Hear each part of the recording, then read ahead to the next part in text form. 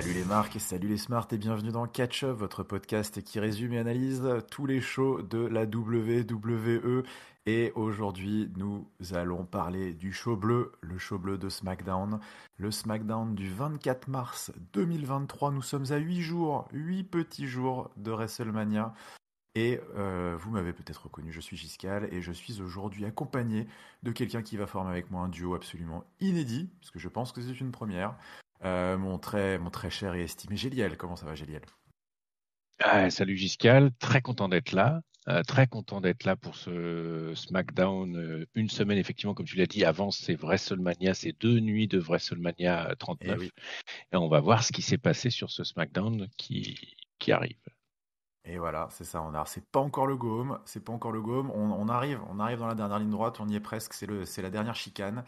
Et nous étions à la MGM Grand Garden Arena de Las Vegas, bien connue des amateurs de boxe notamment et d'autres grands spectacles du Nevada de Las Vegas. Et donc aujourd'hui, SmackDown et on ouvre avec qui? On ouvre avec la star, on ouvre avec Cody Rhodes, la musique retentit, le wow du public et je pense chaque semaine de plus en plus fort, ça devient assez gênant à quel point il est over, je pense. Et donc notre cher ami Cody Rhodes est là pour affronter Ludwig Kaiser cette semaine dans ce qui est devenu presque le traditionnel Cody Rhodes Showcase tous les 3-4 jours, hein, il affronte un heureux membre de la midcard qui est élu pour venir se prendre la fessée. Et donc bah voilà, on a eu ce à quoi on était sensiblement censé s'attendre, un match à la Cody Rhodes d'une dizaine de minutes. J'avais été assez surpris parce que généralement je prends mes récaps depuis 411 Mania. Le match était annoncé à 16 minutes, mais j'ai revu le show, ça m'avait pas paru aussi long, hein. C'est une petite dizaine de minutes. Mmh. Ouais, je te confirme. Au ressenti, c'était Euh, pas ça. ouais, ouais, non, non, une dizaine de minutes, mais une dizaine de minutes très solide où tout y passe sensiblement. Ludwig Kaiser, évidemment, a le droit à sa petite période de domination en début de match, et petit à petit, Cody reprend l'avantage. On a pendant le match quand même un petit fait de jeu, en quelque sorte, puisque nous avons Solo Sikoa et Paul Heyman qui sont venus se mettre ringside pour déconcentrer ou en tout cas mettre un petit peu la pression au challenger, mais il n'en sera rien puisque Cody Rhodes finit par, malgré un Cody Cutter à un moment raté ou un disaster kick raté, je ne sais plus, qui est contré par Ludwig Kaiser, la séquence suivante est la bonne puisque Cody Cutter, Crossroads et on est bon pour le compte de 3.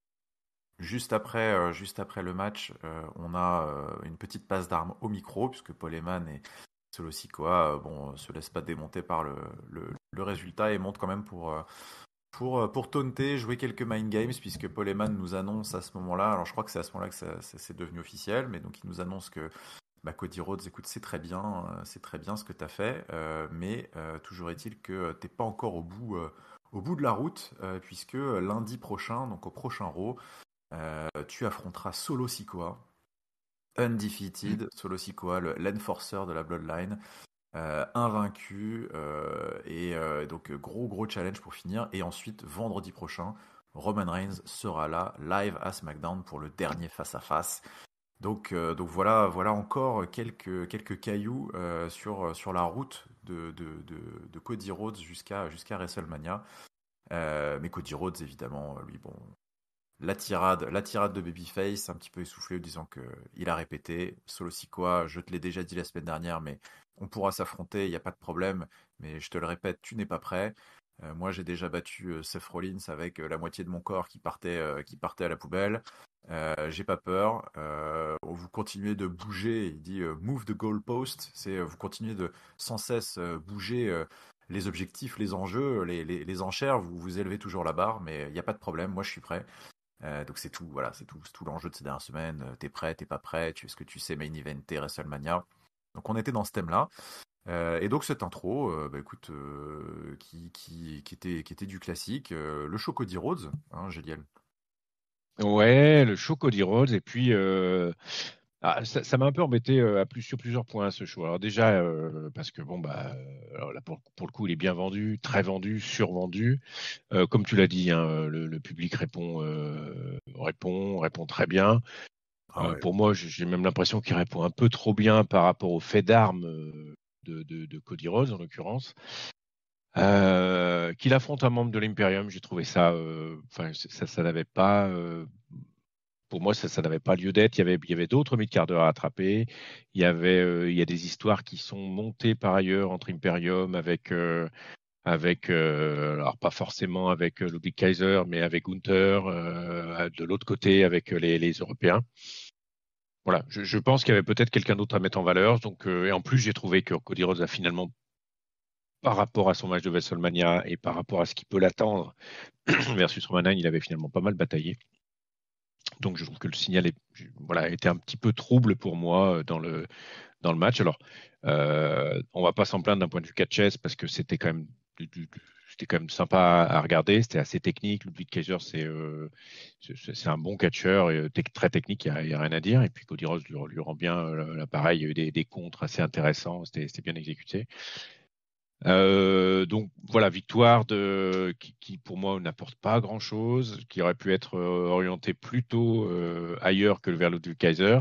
Derrière, on a effectivement un segment avec Paul Heyman et puis Solo Sikoa qui sont arrivés entre-temps. Paul Heyman qui fait son intro un peu éternelle, mais qui elle aussi marche quand même pour le coup très très bien. Et puis, on nous annonce que effectivement, Cody Rhodes, il sera contre Solo Sikoa lundi, et puis qu'il n'est pas prêt, que Solo Sikoa est pas prêt. On a toute la tirade de Cody Rhodes.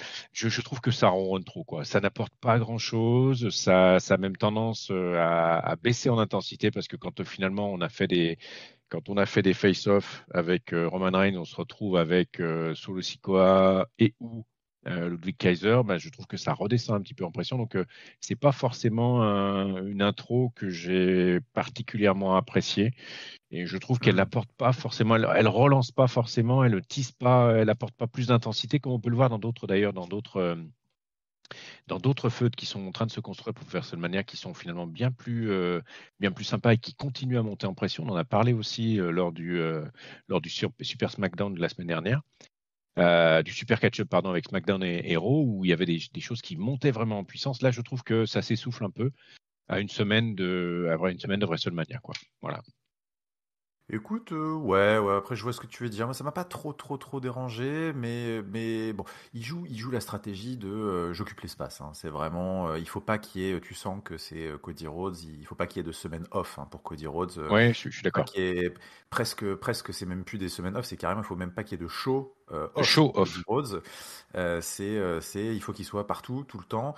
Et donc en effet, d'une certaine manière, aussi proche de WrestleMania, on n'a pas fait monter la température d'un cran. On va dire qu'on a juste remis une petite bûche dans le feu pour que les braises soient toujours là, quoi. On occupe l'espace, on joue la montre parce que bon bah voilà, il peut pas se passer non plus des dingueries toutes les semaines. Et je vois ce que tu veux dire sur le côté un peu overdose, peut-être qu'ils peuvent, mais bon, d'un autre côté, alors j'étais un peu comme toi, et puis c'est vrai que c'est pas paradoxalement, mais en parallèle, je me dis, finalement, c'est vrai que t'écoutes le public et tu te dis, ça a l'air de tellement bien fonctionner qu'ils auraient Ça presque plaît. tort de s'en priver, quoi. Le C'est mec ça. est ultra over. Et alors c'est vrai que on enregistre le jour qui est post l'Euro qui va suivre, donc bon, mais voilà, sans spoiler, ça a continué à Raw dans le sens où voilà, il y a encore eu un match et ça a encore popé et tout. Enfin, ça marche quoi. Tu sens qu'il est sur une trajectoire tellement presque immaculée. C'est le push, la voie royale que bon bah voilà, c'était dans la continuité, mais je suis d'accord avec toi, ça n'a pas apporté grand chose. On ne sort pas transi de ce segment. Et peut-être que je suis pas. Ouais, je suis un peu d'accord avec toi. Ludwig Kaiser aurait pu, étant donné qu'il est impliqué un peu plus tard dans le show, il aurait peut-être pu être remplacé. Alors après, bon, quand tu fais le compte, SmackDown, c'est vrai qu'avec toutes les équipes qui sont potentiellement prises, t'as pas envie non plus de faire perdre un mec de tag team qui est dans le showcase match et tout. éventuellement, qu'est-ce qu'il y aurait eu? Il y aurait peut-être eu Karrion Cross qui aurait pu être éligible ou Ouais, un des deux losers de l'équipe là de Top Dollar et je sais même pas comment il s'appelle l'autre. C'est vrai que t'aurais peut-être pu prendre ouais, quelqu'un comme ou ça. t'avais aussi un Madcap Moss, ou t'avais Oui, des c'est vrai, trucs un peu Madcap qui étaient Moss, pourquoi pas. Ouais, plus neutres, tu c'est vois, vrai, qui plus pouvaient neutre, pour plus neutre. T'as autant raison, t'as proposer raison. une adversité intéressante, quoi. C'est vrai, c'est vrai. Il y avait Bon, sans doute d'autres choix, tu as raison, que Ludwig, qui est, en effet, qui sera impliqué un petit peu plus tard dans l'émission, comme on le verra. En tout on le cas, retrouvera. on avance, et donc on va arriver sur une promo de quelqu'un qui en avait peut-être une feute qui en avait besoin. Donc c'est l'heure de prendre le micro pour Charlotte Flair. Charlotte Flair qui est de sortie toute seule, comme une grande. Pas de confrontation verbale, c'est la promo à l'ancienne, à quelques jours de WrestleMania. La taulière qui prend le micro, face caméra, seule au milieu du ring, face au public, et qui vient nous expliquer, sensiblement, elle répond un petit peu aux arguments par chaud interposés que Rhea Ripley lui avait balancé un petit peu à la tronche la semaine dernière, puis un petit peu encore à distance lors de différents packages, enfin de différentes vignettes, donc comme quoi Charlotte Flair aurait peur de Rhea Ripley, ou en tout cas si elle n'a pas peur, elle va avoir peur de Rhea Ripley, qu'elle serait insecure, donc traduit ça en français, c'est que voilà, elle aurait des sortes de complexes. Alors on ne sait pas lesquels, mais en tout cas voilà, il semblerait qu'elle ait des complexes et en tout cas qu'elle ait bâti toute sa carrière sur sa peur et son insecurity. Ce à quoi Charlotte évidemment ne se démonte pas et nous sort une tirade qui à défaut de nous avoir transcendé, n'a manifestement pas transcendé le public puisqu'elle se fait ouater assez fortement pendant les bons deux tiers, je dirais, de sa promo, parce qu'elle va dire non, non, mais moi j'ai pas de peur, j'ai plutôt au contraire, c'est l'inverse, j'ai du respect. La peur, c'est quand on a un déficit de connaissances sur quelque chose qu'on ne sait pas, mais non, non, non, moi je sais très bien où je vais et je respecte mes adversaires. De la même manière que j'ai respecté, donc là, elle égrène un petit peu les grands noms qui ont émaillé la carrière de Charlotte Flair. Nikki et Brie sont cités. Les Four Horsewomen sont cités. Elle en fait elle-même partie, évidemment. Mais elle cite également Trish, je crois, Lita, je sais plus qui d'autre. Enfin bref, elle fait sa petite liste à l'après-vert. Et puis bah, après, évidemment, elle n'est absolument pas. Enfin, elle a des complexes comme tout le monde. Elle admet sa part d'humanité en quelque sorte, mais que les gens ne soient pas inquiets. Elle n'a honte de rien et au contraire, elle assume tout. Ah oui, puis alors le troisième point, c'était le népotisme. Donc c'est le, je sais plus, mon français me fait défaut, mais on va dire que c'est les avantages que lui ont procuré le nom de son père pour faire C'est ça, c'est le fait qu'elle ait hérité d'une partie de la reconnaissance, du travail fait par son père, en fait, quoi. exactement pour faire une comme je n'ai pas le mot qui me vient.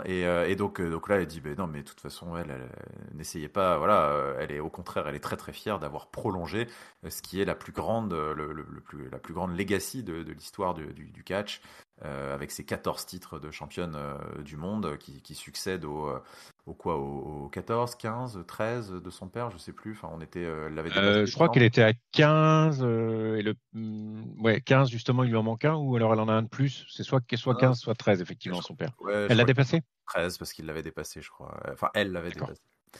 Et, euh, donc voilà, tout va bien pour Charlotte. Et puis de toute façon, les diamants sont éternels, comme Charlotte Flair, qui conclut une promo qui ne nous a pas foncièrement apporté grand-chose, mais qui avait peut-être le mérite ça faisait pas très très face sur les bords, cette promo, je sais pas trop Et ce que non, vous et pensez. non, et non. Et ça avait, moi en tout cas, me concernant, parce que la Charlotte qui était revenue depuis quelques semaines, on a beaucoup parlé avec Irem depuis quelques mois, même maintenant, très gnangnan, très j'aime tout le monde, je fais des sourires, je tape dans le dos, mais moi je t'adore, ma poupée, ma poule, machin et tout.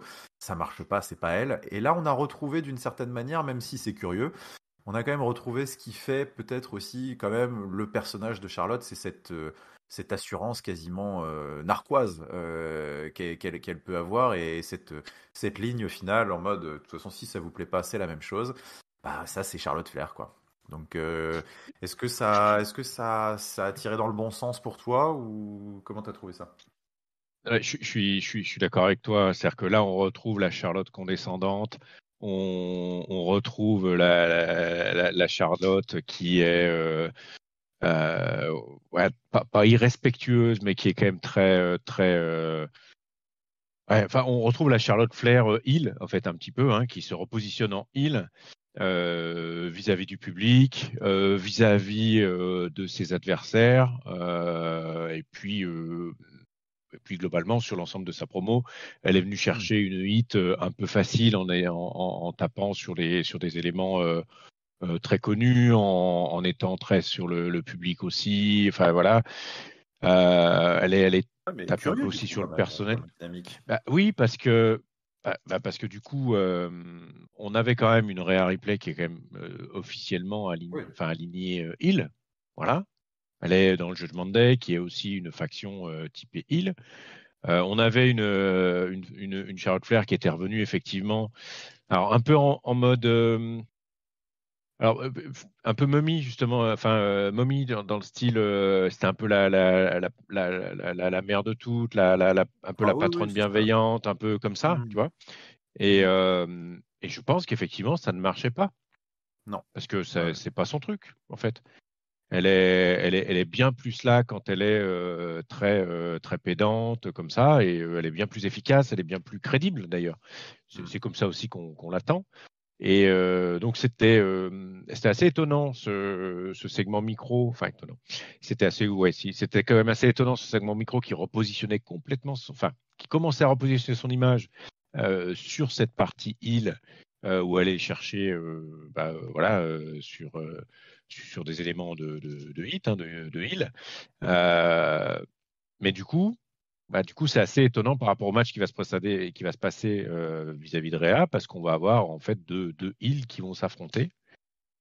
Donc voilà, c'est particulier. Puis Ouais, en plus, à une curieux. semaine de WrestleMania, il n'y a pas eu de confrontation. C'est quand même aussi pas mal qu'il puisse y en avoir. Donc je trouve que ça a un peu manqué. Voilà, je trouve que ça a un peu manqué. Ouais, ouais, ouais, c'est vrai. Bon, après, c'est vrai que leur confrontation n'a pas été, C'est pas euh, génial, hein. C'est pas ouais, pas génial. été inoubliable.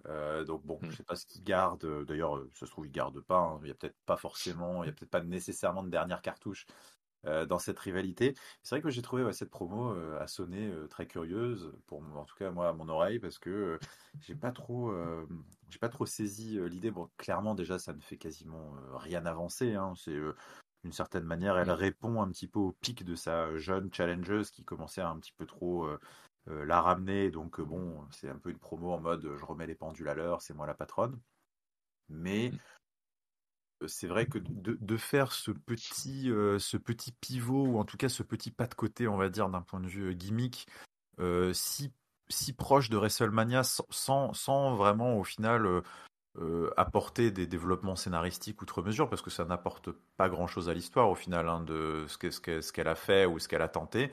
C'est vrai que ça me pose question, parce que est-ce que ça valait vraiment le coup, entre guillemets, de brouiller les lignes aussi proche de WrestleMania pour un match qui, on va pas se mentir, ne va sans doute pas susciter un intérêt fou sur la carte, parce que bon bah voilà, il n'a pas été très très bien construit.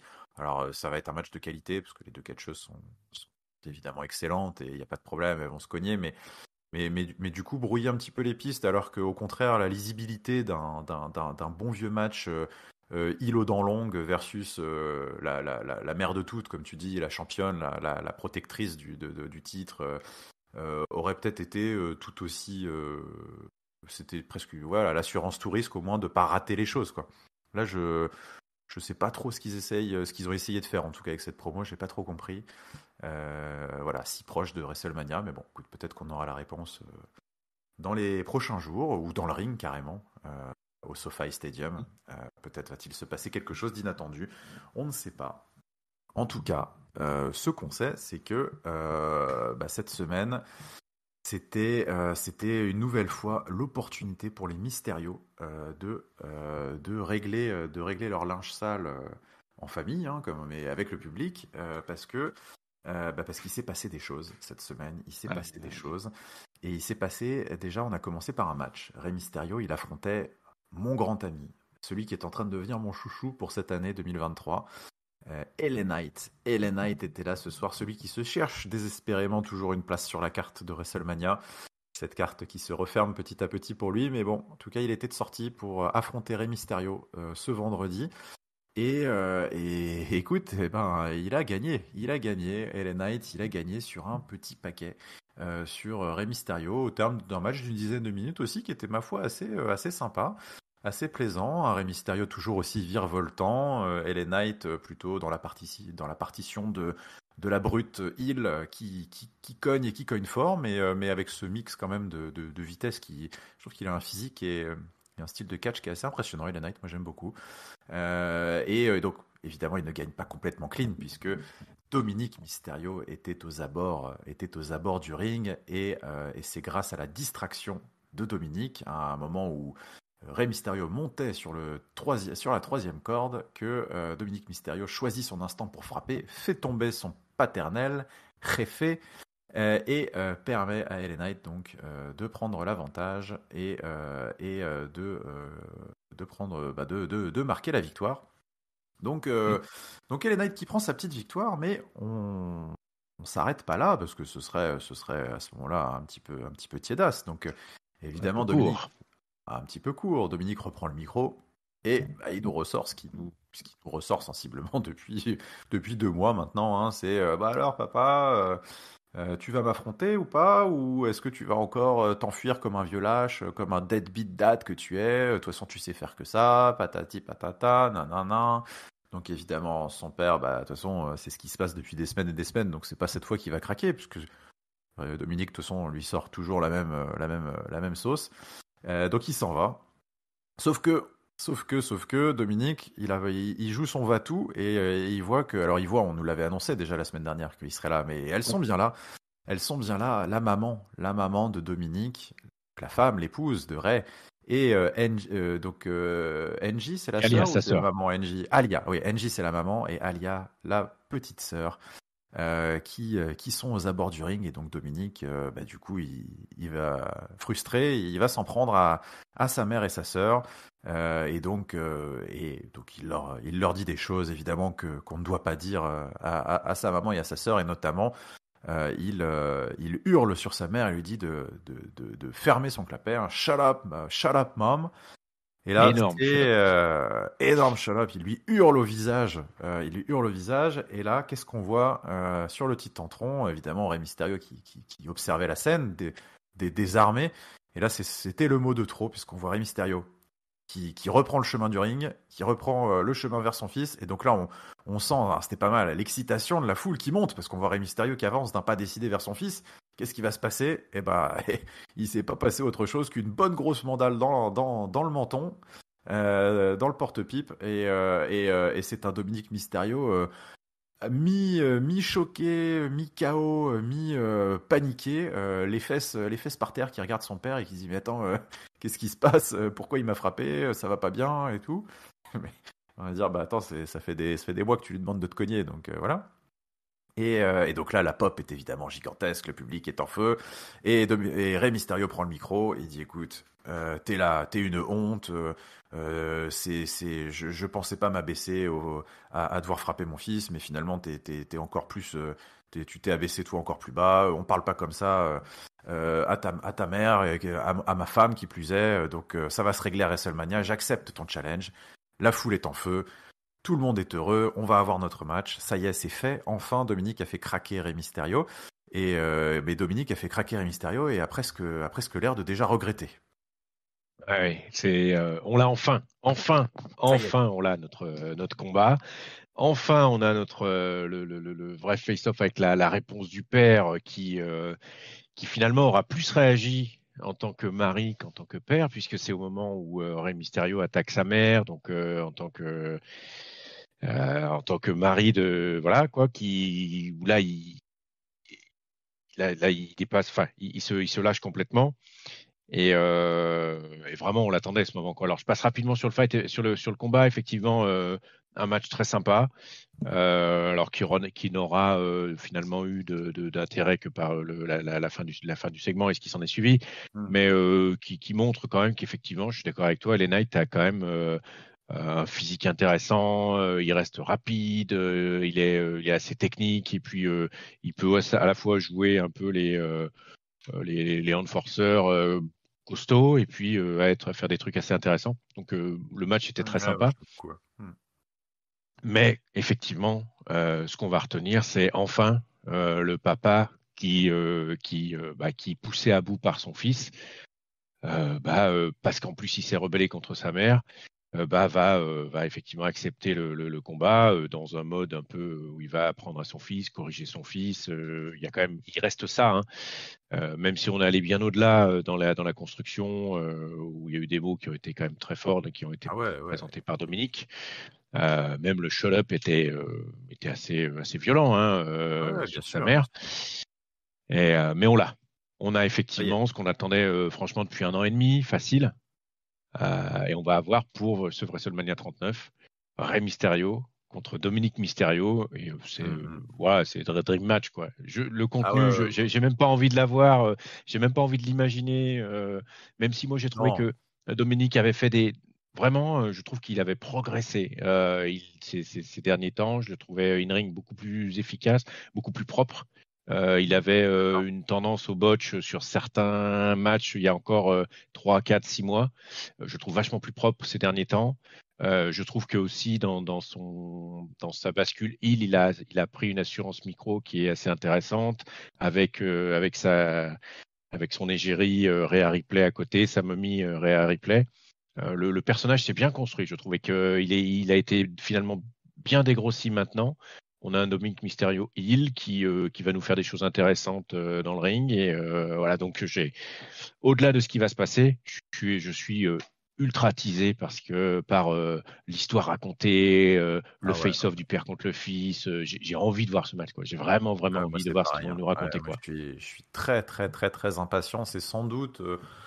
Bon, évidemment, on n'est pas au niveau de Rhodes, de Rhodes Reigns et de la Bloodline et compagnie, mais je pense que c'est tout juste derrière, en tout cas moi, dans les matchs que j'attends pour le week-end prochain. Je suis très, très impatient de ce match. Ça faisait longtemps voilà, que j'attendais, que j'aimais bien. J'ai bien aimé la construction, même si on pourra reprocher peut-être pas le comique de répétition, parce que c'était pas comique, les promos de Dominique, mais en tout cas, voilà, ce côté très le supplice de la goutte, hein, c'était vraiment, hein, toutes les semaines, il venait répéter la même chose, la C'est même chose, la long, même c'était chose. long, hein. Ouais, ouais. C'était un peu long, et malgré ça, j'ai pas eu forcément l'impression non plus de m'embêter, ce qui était assez paradoxal. Et donc là, voilà, on a enfin l'explosion, et on va avoir un match où, comme tu dis, voilà, j'ai presque pas envie d'essayer de deviner trop le contenu, mais en fait, on va se laisser porter parce que ça va être un match qui va être très très très fort en fait, juste très fort, très émouvant et qui a toute sa place à WrestleMania. C'est quand même le passage de flambeau ultime. Je pense que ça doit être pour les Ouais. deux dans leur tête, ça doit être un truc de dingue. Enfin, c'est catcher contre ton père ou catcher contre ton fils à WrestleMania. Pour Rey Mysterio, c'est l'année de son induction, enfin de son intronisation au Hall of Fame. Je pense que pour Rey, ça doit être exceptionnel ce qui doit se passer dans sa tête en ce moment. C'est le rêve éveillé pour lui, je pense. Donc, Alors, je suis d'accord, mais alors du coup, tu vois, moi, je m'étais fait pas mal enfin, j'avais imaginé des choses parce que il y a l'introduction Hall of Fame. Il avait été un des premiers annoncés pour le Hall of Fame, Rey Mysterio, premier, et on pouvait imaginer des choses qui auraient amené peut-être ce face-off aussi à, à, à ah oui, lors de la WrestleMania sur une des cérémonie. nuits. Mais lors de la cérémonie, on pouvait encore. Ah Enfin, oui. ce truc est tellement riche que Oui, oui, c'est vrai que tu ça vois, aurait on pu aurait se pu jouer à même la déclencher le cérémonie. match Ouais, sur quelque chose qui se produit durant la cérémonie, quoi. ouais, ça aurait Donc, été. Bon, je pense alors qu'ils n'ont pas ils ont voulu pas retenu jouer le ça. risque, mais ouais, ouais. Ouais, voilà, mais je suis d'accord. Mais il y avait encore ça qui était possible de jouer, quoi. Ouais. Donc, ouais, Et maintenant, super c'est hâte, vrai super hâte. que il y a quelque chose qui me plaît pas mal sur ce match. C'est peut-être que je sais pas, parce que moi j'ai un peu tendance parfois à fantasy booker, m'inventer des trucs et tout, mais j'ai quand même le sentiment que tout est possible sur ce match. Il y a beaucoup de choses qui sont possibles, et c'est ça qui me plaît bien, c'est qu'il va y avoir aussi un vrai suspense, pas que sur le résultat, mais aussi sur la voie de qu'est-ce qui va se passer après ce match. C'est-à-dire que Mm. sans doute le dernier match de Rey Mysterio, euh, la tradition dans ces cas-là, qui plus est, en plus Rey Mysterio voudrait que on ne parte pas sur une victoire. On a plutôt tendance, c'est voilà le cow-boy qui part au loin dans le soleil couchant sur Mm. une défaite, qui laisse la place aux jeunes et tout.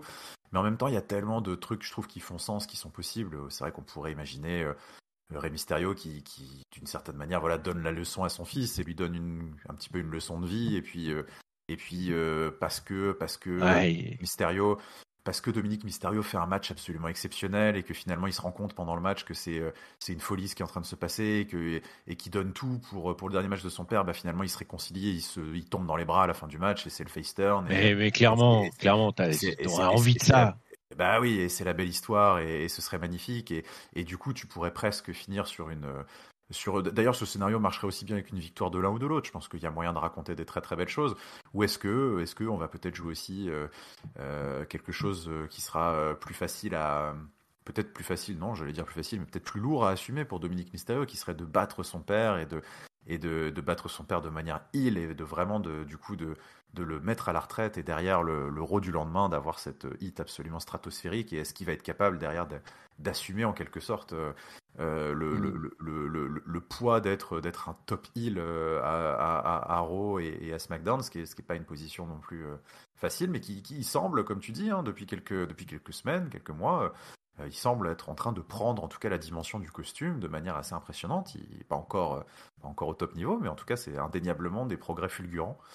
De quoi. En tout cas, ouais, super excité. Il va se passer forcément beaucoup beaucoup de choses et c'est surtout ça va être bah, le moment poétique de WrestleMania, de voilà, père-fils, beaucoup d'émotions, beaucoup de choses qui vont se passer dans le ring, dans les regards, dans les postures. Ouais, Moi, j'adore quoi. Ouais. ouais. Et puis, enfin, moi j'ai plein d'idées qui fusent là, tu vois enfin, Ah tu oui. vois un Rey Mysterio dans les cordes avec un 619 qui va être porté par Dominique et puis qui se rend compte que le 619 finalement c'est son père qui lui a apporté, enfin, tu vois, et que la Ah oui. filiation et puis etc. Enfin, tout un tas de trucs Ah, dingues il y aura qui pourraient, forcément, il y aura des moments de doute, il y aura des moments ouais, ouais, d'intensité, il va se passer plein de trucs.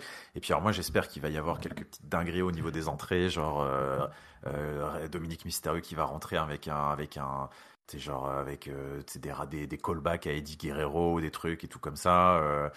Enfin ouais. ça va être un match chargé d'histoire, c'est sûr. Ça va être un match qui va être chargé d'histoire.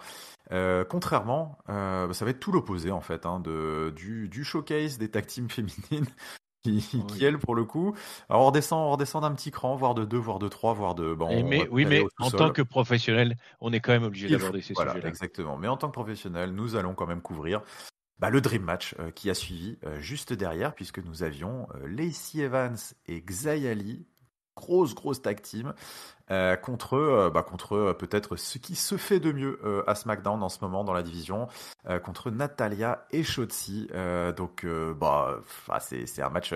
C'est vrai que voilà, c'est caviar hein, juste avant WrestleMania d'avoir ce genre de Ouais. confrontation. On se dit que on est quand même gâté. Servi. J'ai Ah bah plus on est besoin de servi. rien.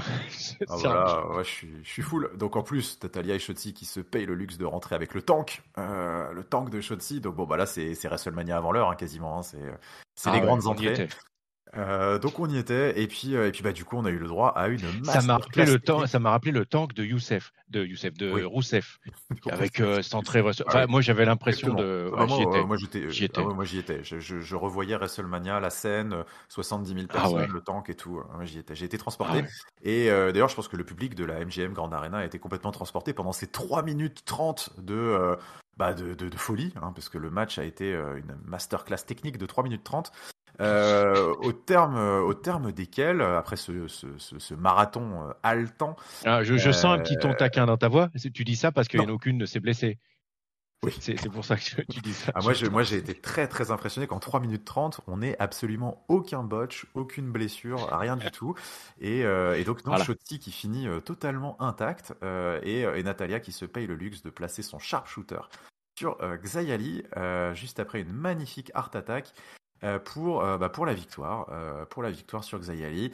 Et donc, c'est Natalia et Shotzi qui rejoignent Liv Morgan et Raquel Rodriguez en tant que deuxième équipe pour peut-être le top match, parce que c'est vrai qu'on a beaucoup parlé, ouais, Reigns et Lesnar et Dominique Mysterio, Rey Mysterio, la Bloodline et tout, mais bon, faut quand même se dire qu'on va avoir Natalia, Shotzi, Liv Morgan, Raquel Rodriguez et encore quatre autres 4 autres femmes à annoncer. Dont deux, Donc ça va dont pas être deux n'importe qui quoi. arrivent. Dont 2 qui arrivent juste après, tu as raison, puisque nous avons Shayna Baszler et Ronda Rousey qui débarquent sous une hit absolument infernale à faire pâlir justement Dominique Mysterio et qui commence une petite promo comme quoi Incroyable, incroyable. exceptionnelle, parce qu'elle évidemment elle rappelle toute l'histoire, le bagage historique en fait qu'il y a entre les 6 femmes présentes. Parce qu'entre-temps, Liv Morgan et Raquel Rodriguez étaient arrivées pour venir toiser un petit peu la compétition.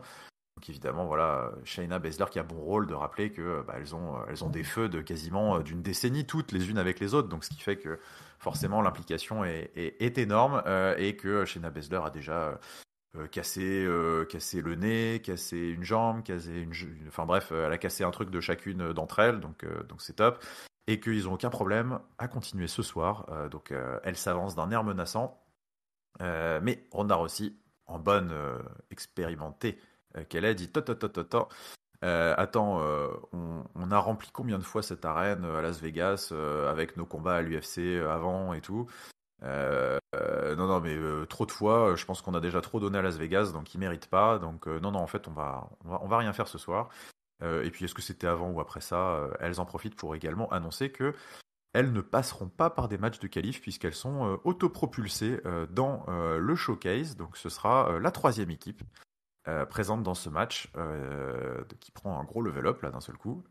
Et donc, la 4e sera déterminée à Raw pour le prochain Raw. Donc, nous n'avons pas encore la fiche complète. Donc, voilà. Un segment d'une rare intensité qui, j'imagine, a dû te transporter, Géliel, autant que moi. Complètement. J'ai fait 2 centimètres complètement en lévitation sur ma chaise. C'était assez impressionnant à voir. Enfin, ouais, 2. Ouais. Ah, mais non, mais voilà. Non, le match infâme. Personne ne voulait le voir. On nous a obligés à voir ça. Donc déjà, il y avait cette espèce de violence qui nous était imposée. Effectivement, aucune catcheuse n'a été blessée durant la captation. Donc ça, c'est quand même une bonne nouvelle. Après, bon, Liv Morgan, Raquel Rodriguez qui arrive. Bon, voilà. Et alors derrière, Shayna Baszler et Ronda Rousey qui arrivent et qui font une promo. Alors, je me souviens. Alors justement, ça m'a fait penser une fois, en termes de charisme, je m'étais perdu dans un carrefour. Il y avait une dame de carrefour qui avait appelé mes parents pour dire que j'étais perdu. Et en termes de charisme, c'était à peu près la même chose. Je ne sais pas si vous voyez au micro. Voilà. Le petit Géliel qui attend la caisse numéro 12. Le petit Géliel. Voilà. Et ça avait transporté le public de Carrefour à peu près de la même manière que Shayna Baszler et Ronda Rousey ont réussi à le faire. Sur cette arène de Las Vegas. Non, un grand moment. Moment de catch, hein. Voilà. Mais on peut peut-être passer rapidement à la suite, je pense que pour tout le monde, allez, on enchaîne. On va revenir sur des gros bonhommes, puisque la viande. Puisque ce soir, la viandasse, les amateurs de bonne chair étaient servis puisque nous avions la signature ce soir, la signature officielle du contrat pour le match, pour le titre intercontinental entre Drew McIntyre, Sheamus et Gunther.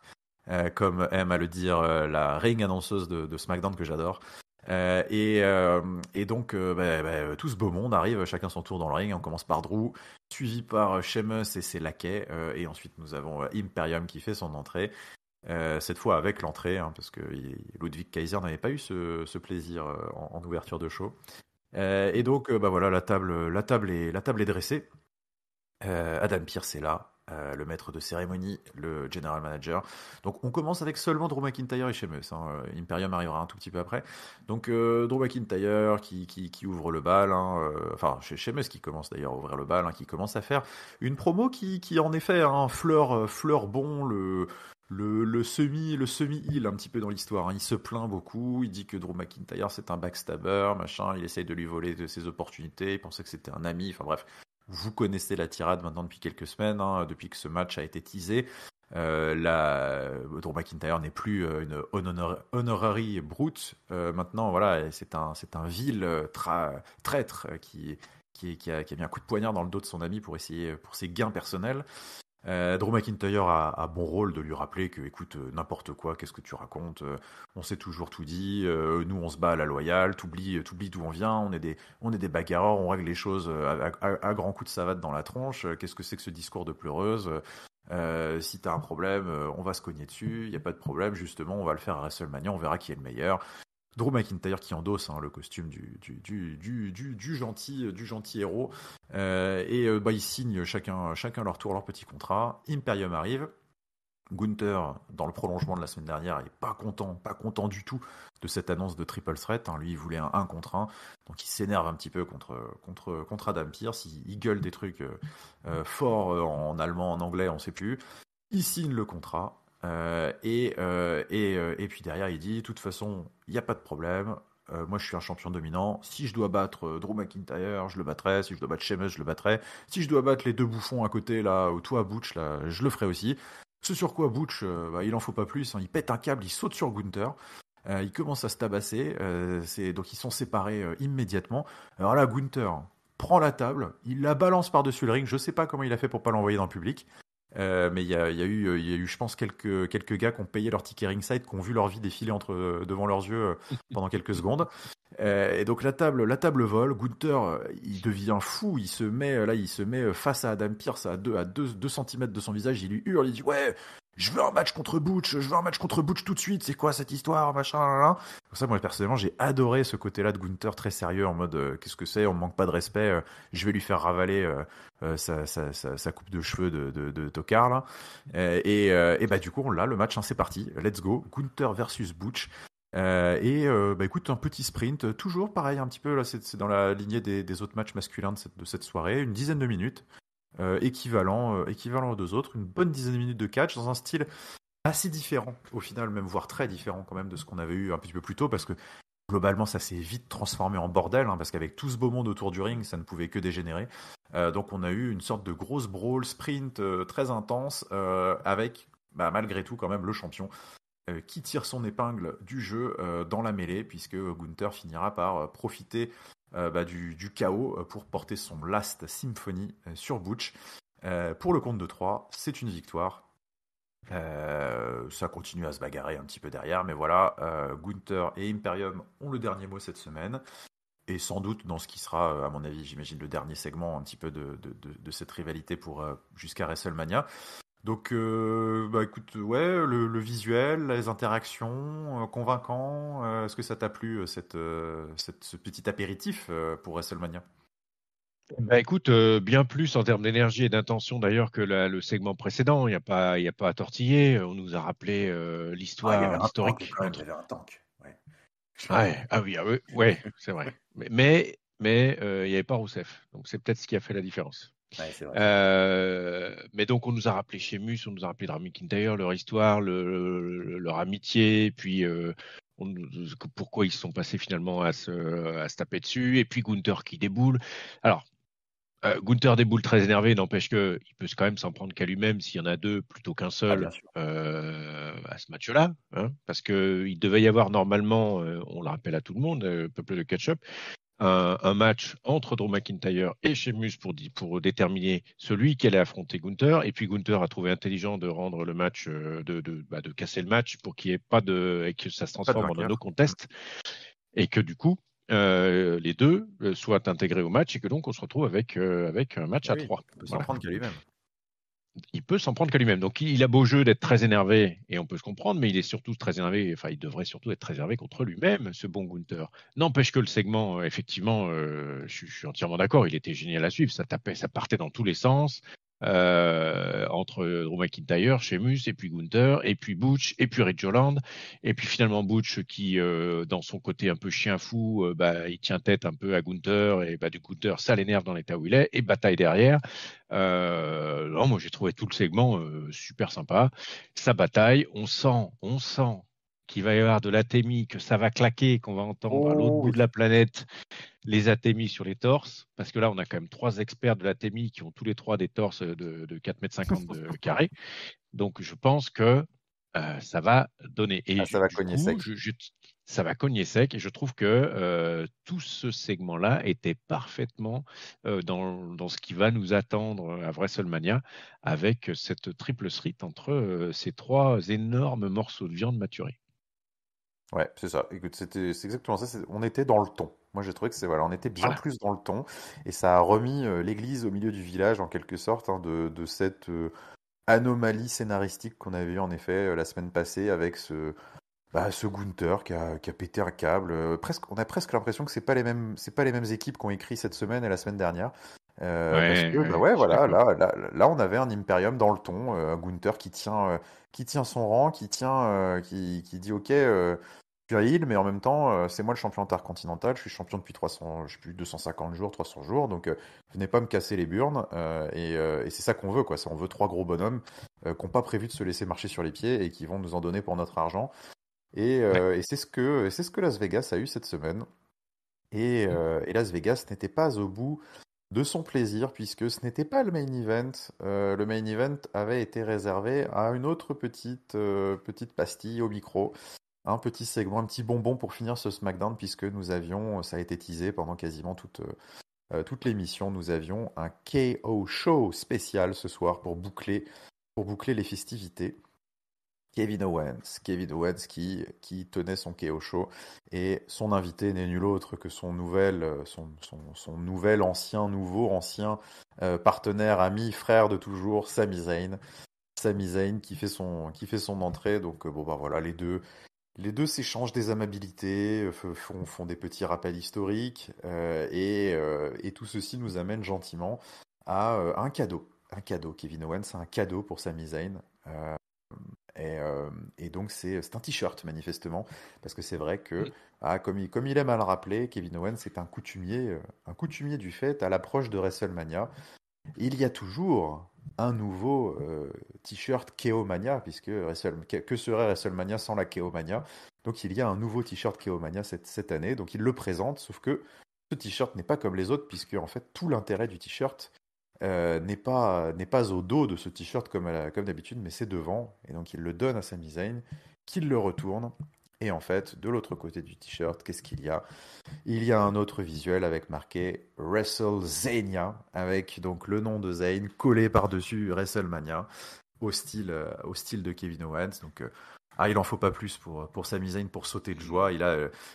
C'était évidemment pas sans rappeler le segment qui avait été fameux dans l'histoire de la Bloodline où on lui avait offert le t-shirt de la Bloodline de Honorary Ouais.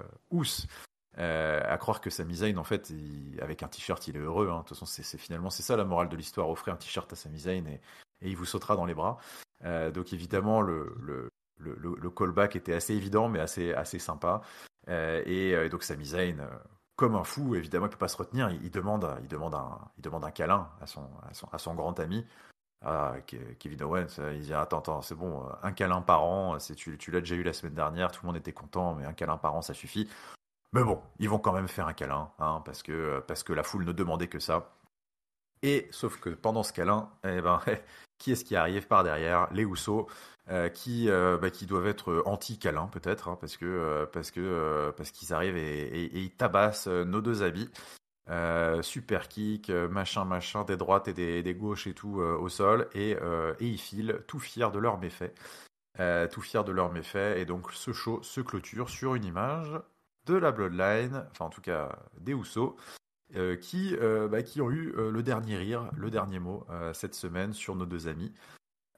Sur un KO show qui moi m'a laissé personnellement un peu sur ma faim, mais je te laisse nous dire ce que tu en as pensé. Euh, Disons que j'ai trouvé plutôt pas mal qui capitalise un peu sur le gros momentum qu'ils avaient créé la semaine précédente avec ce gros hug qui avait rapproché à nouveau les deux copains, comme tu l'as dit, puis plus copains, puis recopains, puis plus copains, bref, qui était attendu de tous. Et on se souvient que comment la foule avait été embarquée, puis globalement tout le monde avait été content de pouvoir les revoir. Donc ça, c'était très bien qu'ils en fassent un peu. Ils sont partis sur un autre segment avec cette histoire de t-shirt. Ça m'a pas outre mesure dérangé. À un tout petit moment, j'ai eu peur parce que Kevin Owens était un peu froid et je me suis dit, j'espère qu'ils vont pas repartir tout de suite sur un truc où ils se réengueulent en nouveau tout de suite, etc. Ouais, Laissez WrestleMania se passer, on verra après, quoi. Il n'y a pas de ouais. problème, mais Voilà. Et puis finalement, non, il y a eu le t-shirt, il y a eu le WrestleZania, donc ça c'était très très bien. Oui, ça apporte rien, mais tu vois, je Ouais, suis c'est un ça. peu de l'avis que tu avais sur le début avec Cody, donc faut qu'ils occupent un peu l'espace.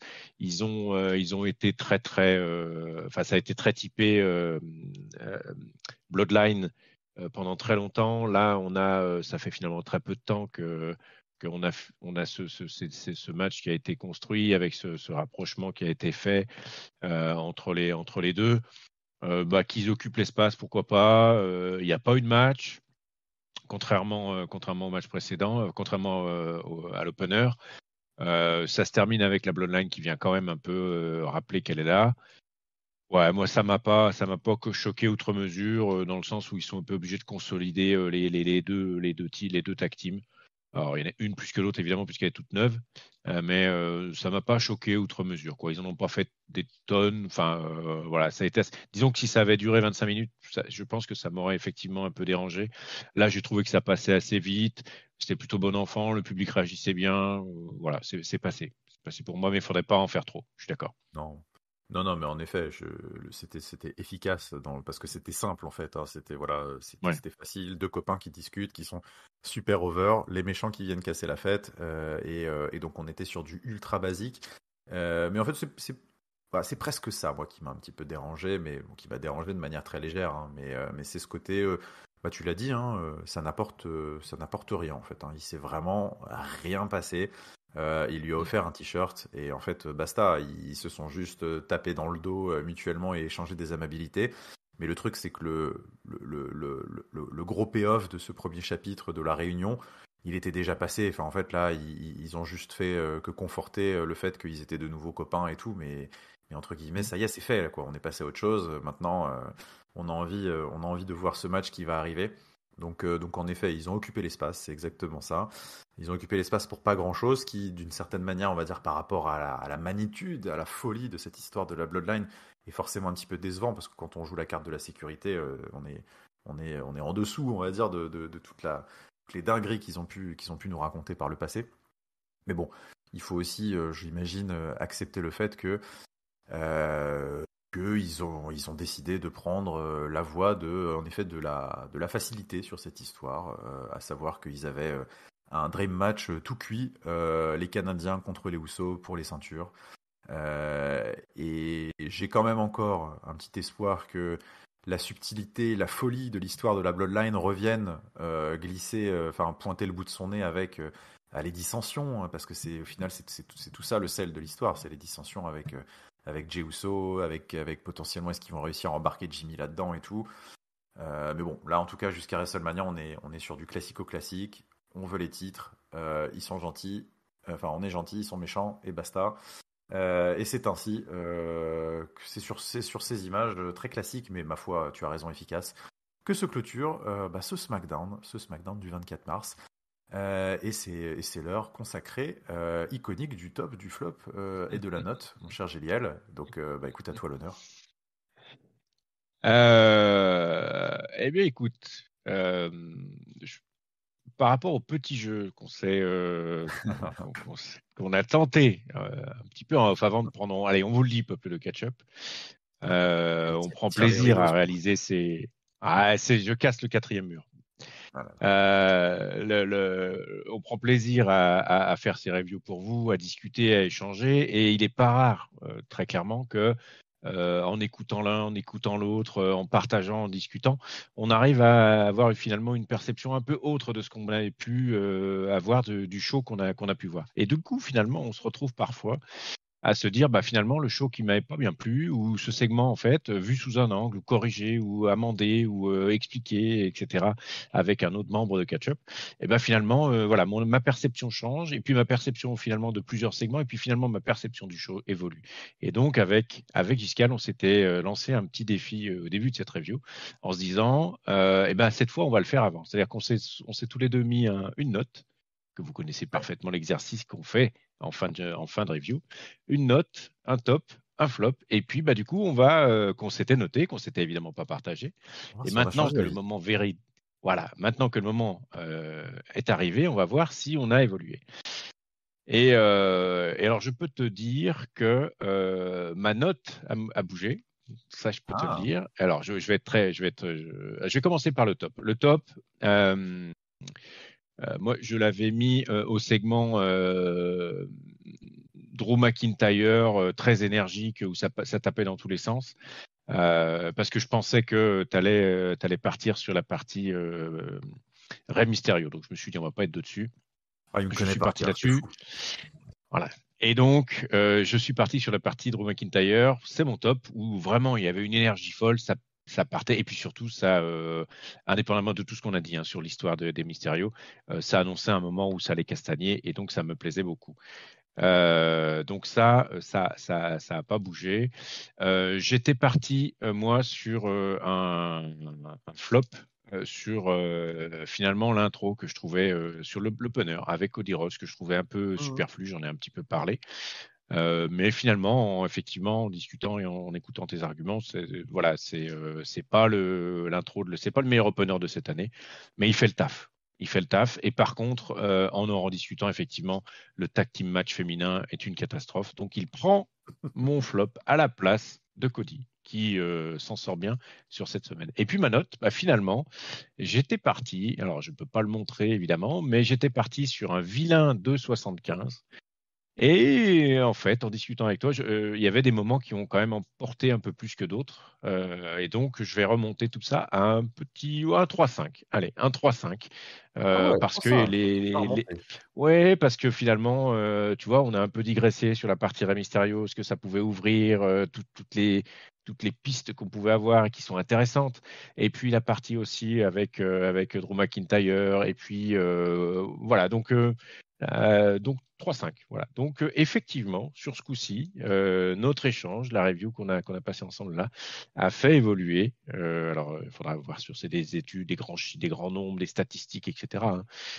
On verra sur le fera. Mais en tout cas, sur cette review-là, je t'accorde que notre échange a fait évoluer mon Ça a top, mon bougé dans flop le bon et ma sens. note.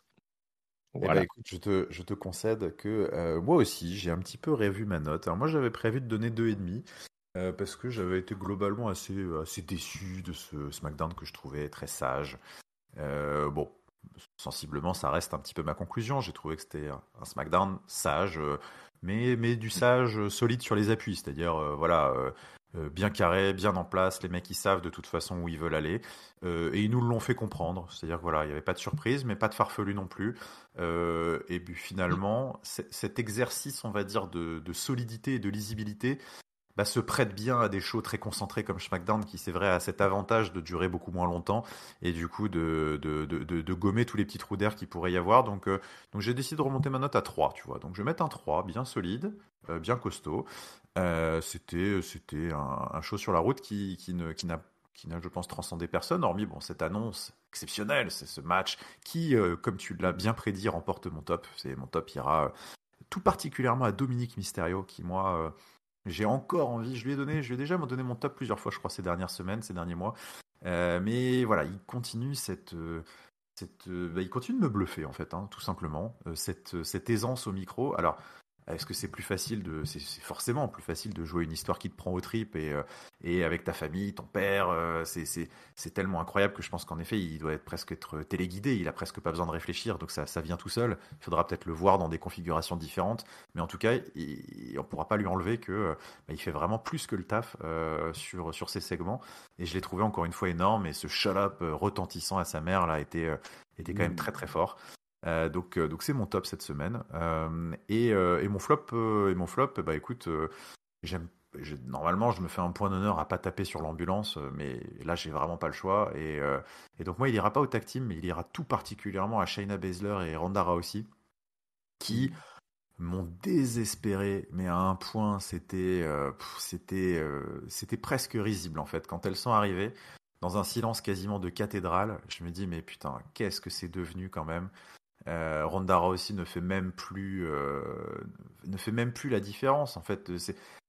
Avant, elle vivait un tout petit peu sur son nom, sur son aura, et on pouvait presque lui excuser, on va dire, le fait d'être complètement nul au micro et dans le ring. Mais là, j'ai vraiment l'impression de voir, bah ouais, enfin, tu t'as dit que ça faisait pas plus vibrer qu'une caissière de Auchan qui allait annoncer qu'il y avait un enfant aux objets perdus. C'était vraiment pareil, quoi. Elles sont arrivées, elles ont débité des inepties et tout le monde, personne n'en avait rien à foutre. Et c'est d'une Ouais, c'était tristesse. gênant. C'était gênant. C'est très très gênant. Et donc, bah, elles auront mon flop pour l'ensemble de leur œuvre, parachevée par cette magnifique prise de parole qui restera dans les annales, indéniablement. Donc voilà pour mon flop, mon top, ma note, parce que c'est bon, on a tout dit. Ça y est, on a fait le tour, Ah oui. chers amis, peuple de ketchup. Donc bah écoutez, c'est le moment de l'autopromo qui, comme d'habitude, je réussis parfaitement à chaque fois que j'ai la chance de présenter ces émissions. Donc si je ne dis pas de bêtises, nous sommes présents sur toutes les plateformes qui existent sur Internet. C'est pas compliqué, on est partout. Sur Spotify, sur Ocha, sur iTunes, on est partout. Toutes les bonnes crèmeries de podcasts, nous y sommes. Vous pouvez évidemment aussi nous retrouver sur Ketchup CDC sur YouTube, sur notre chaîne YouTube où on publie nos podcasts sous forme de vidéos sur YouTube et vous pouvez nous y retrouver également en commentaire là-bas. Dans la description des podcasts, de la vidéo YouTube, vous aurez le lien vers notre Discord où vous pouvez venir discuter avec nous, échanger des amabilités ou des stupidités aussi. On en dit beaucoup sur le Discord. Venez vous amuser avec nous. Et on est évidemment aussi sur Facebook, sur Instagram, sur Twitter, @catchupcdc. Partout, on est partout, c'est pas compliqué. Donc venez nous retrouver et puis bah écoutez. Maintenant, on se dirige vers la Mania Week. Ça y est, c'est parti. Le prochain épisode que vous vivrez avec nous, ce sera le Go Home Show de Monday Night Raw. Ce sera suivi par le Go Home Show de SmackDown. Il y aura des épisodes spéciaux de pronostics, sans doute des petites émissions de réaction, enfin en tout cas d'anticipation de WrestleMania. On va essayer d'apporter un petit peu de contenu sur cette semaine et de vous embarquer dans ce voyage vers le moment le plus fou de l'année de catch. C'est WrestleMania, c'est sur 2 nuits. C'est la folie. Moi, personnellement, c'est mon moment préféré de l'année. WrestleMania, c'est sacré. Donc, même si tout n'a pas été bon, je suis quand même surexcité. Et je suis très content d'avoir partagé cette petite review de SmackDown avec toi, Gélial. Une fois n'est pas coutume, ça faisait plaisir. Bah, écoute, c'est le plaisir partagé, Giscal, parce qu'effectivement, on l'a dit au début, c'est un duo inédit parce qu'on n'a jamais eu l'occasion de reviewer tous les deux. Et c'était très agréable. Donc, je te remercie. Je suis très content également que cette road, euh, je reprends ton expression, est solide sur pas mal d'histoires. Alors, effectivement, il y a un peu de moins bien sur certaines histoires. On en a parlé sur certaines stories ou certaines feuilles qui sont construites un peu vite. Mais on a quand même on va voir des choses qu'on attend de voir depuis un certain temps. On va avoir des payoffs hyper intéressants. Je suis hyper teasé par ces 2 nuits de WrestleMania, exactement comme toi. Et puis on va manger du catch et des slips et de la sueur pendant un petit moment là. Et ça fait quand même toujours plaisir pour tous les amateurs de cet ignoble sport. Cet ignoble sport, exactement. Allez, sur ce, chers amis, peuple de catch-up, Géliel, je vous souhaite à tous une bonne semaine de catch, une bonne semaine de WrestleMania surtout. Profitez, pas de spoil, kiffez, laissez-vous porter. Et on se retrouve sur les prochains épisodes dans cette route qui touche à son but. Allez, ciao, ciao tout le monde. Bonne semaine à tous.